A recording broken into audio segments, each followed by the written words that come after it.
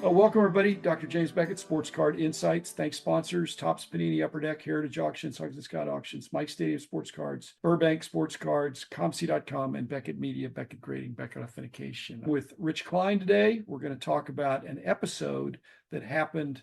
I wasn't there because I had left early, and I don't know if Rich was there, but on Sunday, there was a major theft at the Dallas, Plano, Allen, Waters Creek, very large bi-monthly card show that Kyle Robertson runs. Rich, you let me know about it, but I've been reading about it from Rich Miller and Hobby News Daily. What's your take on this? Is this a carefully plotted heist? Is it a crime of opportunity? What is your takeaway from this?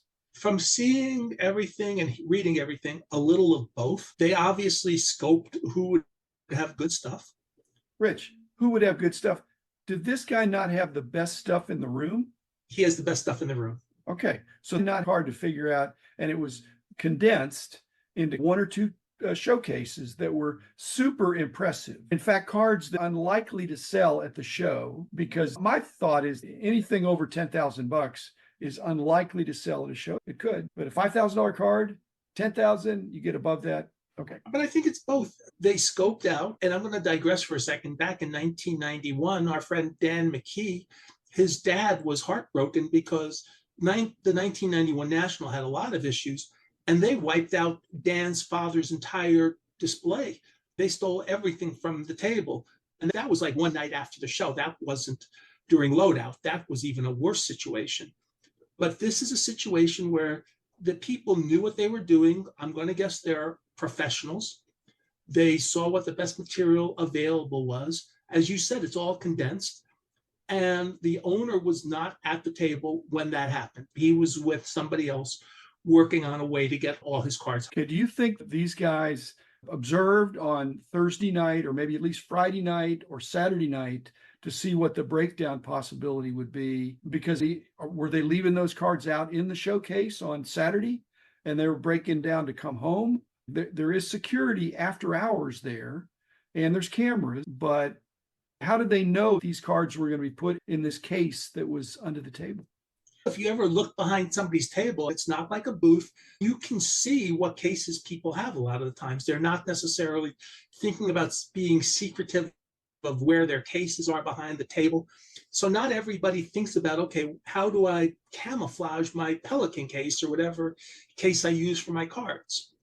You and I did shows, but we never had stuff that expensive. So we would just keep them in the box and move them out. But if you did, would you not put them in the Pelican case or the Zion case and handcuff it to your arm and walk out? I will tell you, back in the day, our mutual good friend Mel Solomon at times would handcuff his albums to the table. He had albums stolen from his table, and the albums would be left on the table in handcuffs. You couldn't take the whole album because that happened to him. We may start seeing some more security methods. Frankly, I know Kyle and his team meet the Monday after every Dallas card show. I'll pretty much guarantee you they had quite a meeting about what happened on Monday. To their credit, they have it on camera. Now, I don't know if it's sufficient digital quality to enlarge with the pixelation that they can get facial recognition. Oh, there have been some really close-ups of the people who took the stuff. But that could be based on other people saying, oh, yeah, he's in the background of a picture. But I don't know that Kyle's footage is enough. You can see the person that walked off with the case and the other guys. We had a problem once in the Starlight room and somebody went table by table. Ruben, who used to work for Kyle, the next day comes to me at the table and shows me on his phone. They had already synthesized, and it was really clear on Ruben's phone just how clear it was. So they have really good cameras. Okay, so these guys are going to get caught. The odds are really good they're going to get caught. Okay, trying to think like a criminal. Do they hide the cards and use the cards as leverage? Because I hope they get the book thrown at them, because this is premeditated crime and they ought to do some time. Because of the value of the cards, I was hearing some webcast that said they could go up to 99 years each. Can they plead temporary insanity in the sense that they didn't think they would get caught? I don't think so. Yeah, that was a little too far-fetched, but just like those guys at the Best Western Hotel in Strong's, that was really more of a crime of opportunity. Somebody ships them $2 million worth of cards. This you have to scope out, as you said, who the people are and how you're going to do it. And they were stacking chairs around the area. They were doing all sorts of stuff to make it look like they were blending into the show. Which was a diversion. Okay, another question. Are all three of the guys involved in the heist equally guilty? Yes. It's like when you rob a bank, one guy held the gun, another guy grabbed the money, and another guy drove the car. You're saying the guy with the gun, the guy that perpetrated it. So you're saying they're all equally guilty. In this case, they're all equally because they're all involved in the same plan. Sometimes in a bank robbery, you might be coerced into doing something. They may have a gun to you while you're the getaway driver. So sometimes you have some leeway on that. But this is no leeway. You're in the building. You know exactly what's going on. Okay, another defense tactic might be these guys were high. They weren't in their right mind. They've been using some drugs. We admit that's wrong, but they just lost it. Doesn't make a lot of sense because weren't they hanging out, chilling for hours, looking productive or looking helpful? If they're really high, they would have smashed and grabbed probably. They probably wouldn't have spent an hour stacking chairs coming up with a diversion. They would have just taken cards. The theft I had, I really remember, was a diversion. 3 guys. 2 guys were keeping me busy.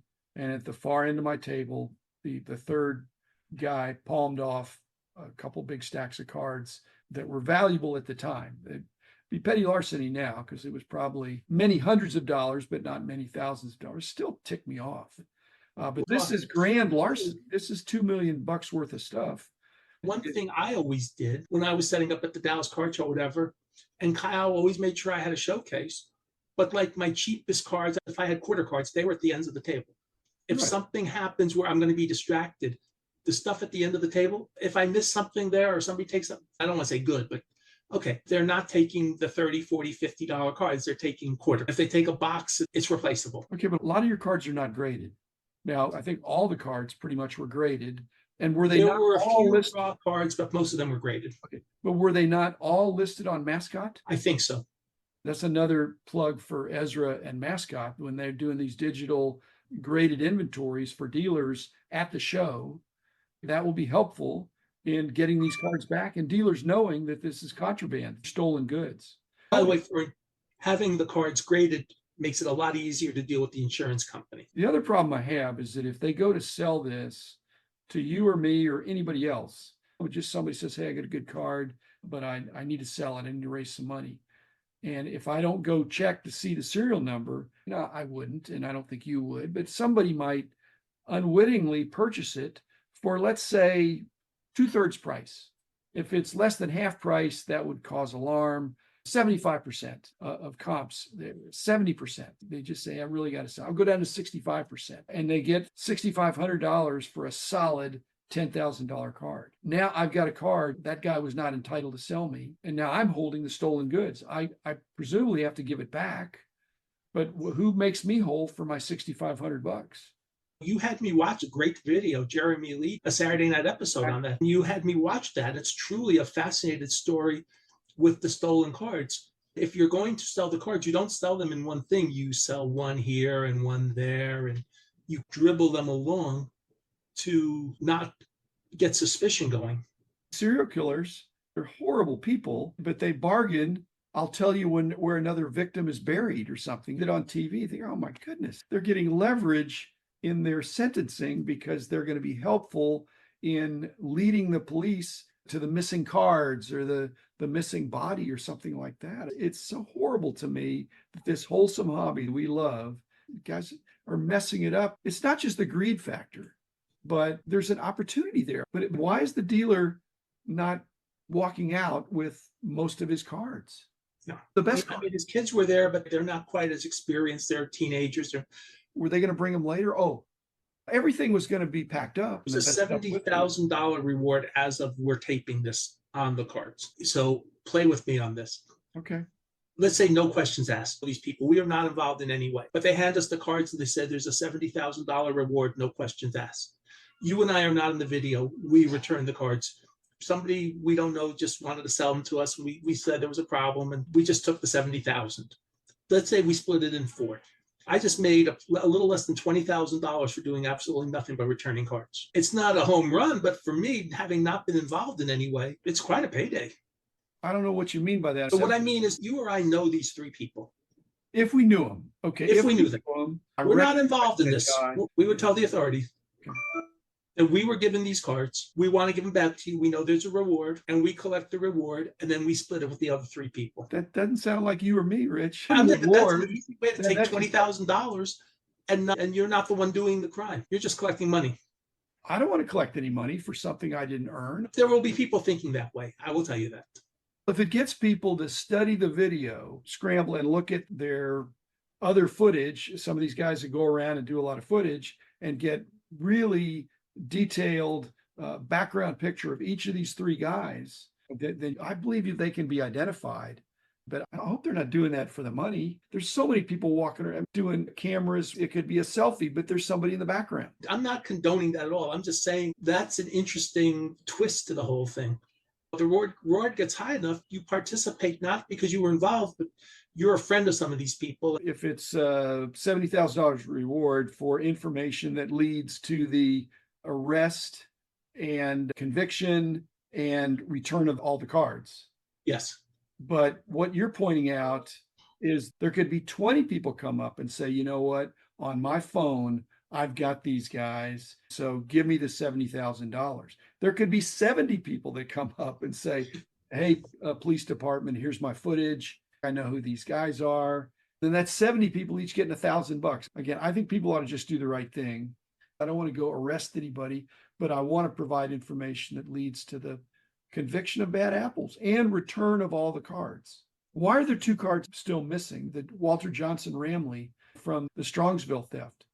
There's still two cards. They actually sold those two cards to somebody privately. That person may not even known as, okay, I got two cards now. And they don't pay attention to the hobby news. And they don't pay attention. If they come forward, they're going to lose the cards and they're going to be out their money too, maybe. But that's ironic. There's two cards missing. I wonder if this theft will be like that too. That we found everything except the mantle, the 36 DiMaggio Canadian rookie.